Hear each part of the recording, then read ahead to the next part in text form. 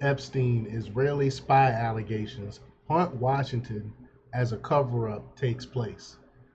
Now, why do you think they blocked uh, the flight logs of Jeffrey Epstein? Why do you think so many politicians are for sending billions upon billions of dollars to Israel? Because they're being blackmailed. Because Israel, by way of Mossad and their blackmail, uh, have a lot of politicians by the you know what.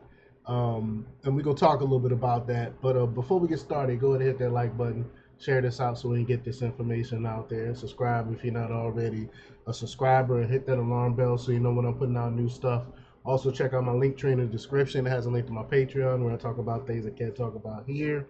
There's also a link to my Instagram and my merch store. Also, check out jjthepsychotherapist.com for news as well. All right, let's talk about this news.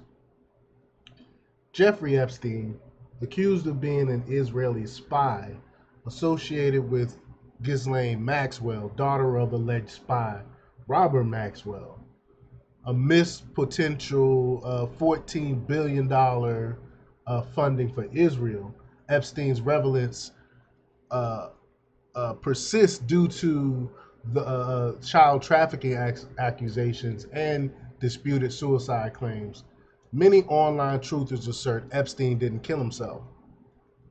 Senator Marsha Blackburn clashed with Judiciary Committee Chairman Dick Durbin over Epstein's flight logs and subpoenas. And, I did a whole video on that.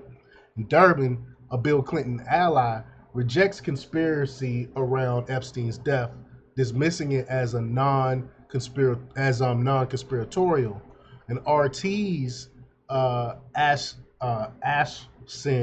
Ratansi, sorry I pronounced the name wrong, but he interviewed Ari Ben-Menashe, who alleges Epstein and Maxwell were part of an Israeli blackmail operation targeting politicians. And y'all know that's what I've been saying for years now.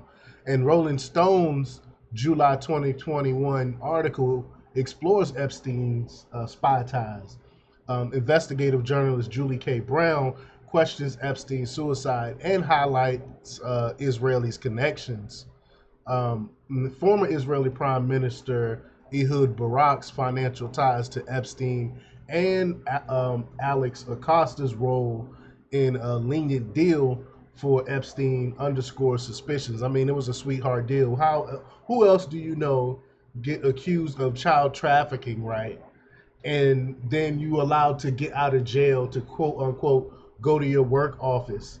And where he had this lavish house in New York, this lavish office in New York. So he was allowed to leave jail and go to his so-called office in New York. I mean, it's just crazy sweetheart deal that he had.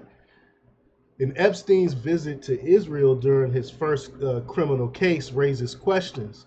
Harvey Weinstein, Epstein's associate, employed Black Cube and Intel firm against accusers. We all know what Weinstein did was disgusting. So, Alan Dershowitz, Epstein's lawyer, denies Mossad ties, but admits Epstein visited him in Israel. And Dershowitz rejects the theory that Epstein worked for Israel, and of course he would. And Maxwell family ties to geopolitics include nephews working in the Obama-Biden administration. Ghislaine's association with Epstein linked to the Nexium cult adds complexity. I mean, all these things are tied together. And allegations of Robert Maxwell's Israeli spy activity are detailed in the 2003 book Robert Maxwell, Israeli Super Spy, The Life and Murder of a Media Mogul. And that's by Gordon Thomas and Martin Dillon. It's a book that talks about Ghislaine Maxwell's dad and how he was a spy. I mean, all these things all tie together. You come to the conclusion that Epstein, yes, was a Mossad spy. He did entrap powerful people and politicians by trafficking them young girls. And I mean, this is pretty much fact now. And that's why the establishment is protecting the client list and Epstein's flight logs. That's what it all boils down to. They're all blackmailed and they're all corrupt. But let me know what you think. Leave your comments down below. Like, share, subscribe, and check out jjthepsychotherapist.com for the latest in news. Until next time, peace.